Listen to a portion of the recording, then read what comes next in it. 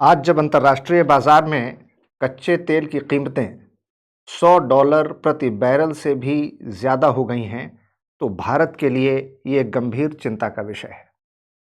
गंभीर चिंता का विषय इसलिए है कि इससे न सिर्फ भारत के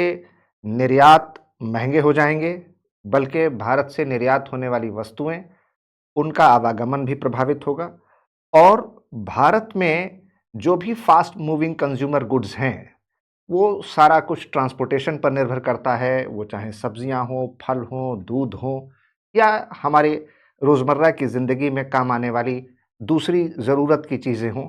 उन सब के दाम बढ़ जाएंगे, क्योंकि उनको लाने ले जाने के लिए जो ट्रांसपोर्ट की कीमतें हैं, उनमें भारी उछाल आ जाएगा और इससे पेट्रोल और डीजल के दामों में भी बढ़ोतरी होगी। एलएनजी और पीएनजी के भी दाम बढ़ जाएंगे। तो जो ईरान, इस्राएल और अमेरिका, इन तीनों के बीच जो युद्ध की स्थिति बनी हुई है, इससे सिर्फ ये 3 देश नहीं बल्कि आसपास का सारा इलाका और भारत सहित पूरे विश्व पर इसका असर पड़ेगा और एक वैश्विक आर्थिक महामंदी के आने की पूरी आशंका पैदा हो जाती है। और इस लिहाज से अभी हाल ही में एक बड़ी महत्वपूर्ण रिपोर्ट जो कि वर्ल्ड रेटिंग एजेंसी फिच ने बीएमआई इंडिया आउटलुक रिपोर्ट में कहा है कि पश्चिम एशिया में जारी युद्ध से कच्चे तेल की कीमतों में बढ़ोतरी, माल ढुलाई की लागत महंगी और आपूर्ति श्रृंखला के टूटने जैसे गंभीर परिणाम सामने आ सकते हैं।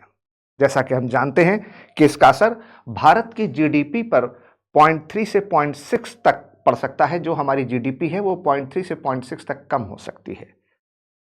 आपको पता है कि हमारे देश में जो कच्चा तेल है, इसका लगभग 85% हम दुनिया के दूसरे देशों से आयात करते हैं और इन 85% तेल का जो हम आयात करते हैं, उसमें से भी लगभग 40% तेल उस हिस्से से आता है जो कि होर्मुज स्ट्रेट का इलाका है। होर्मुज जलडमरू मध्य को ईरान ने नाकाबंदी करके पूरी तरीके से वहां आवागमन पर रोक लगा रखी है। इस तरह से जो तेल के टैंकर हैं वो समंदर में ही फंसे पड़े हैं और भारत से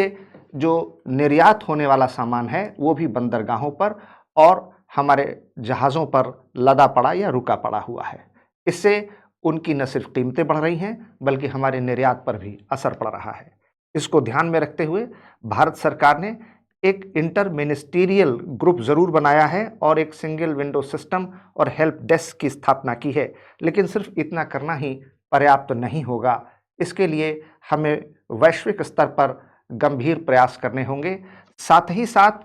ये भी देखना होगा कि जितना फ्री ट्रेड एग्रीमेंट हाल के दिनों में भारत ने किया है, उसका फ़ायदा अब इस मौके में उठाने की कोशिश की जाए और नए बाज़ार तलाशे जाए, क्योंकि हमारे ज़्यादातर माल ईरान, इज़राइल, अमेरिका के युद्ध में फंसे होने के कारण हमारे जो बाज़ार हैं वहाँ तक हमारा माल नहीं पहुँच पा रहा है। अब जो प्रभावित क्षेत्र हैं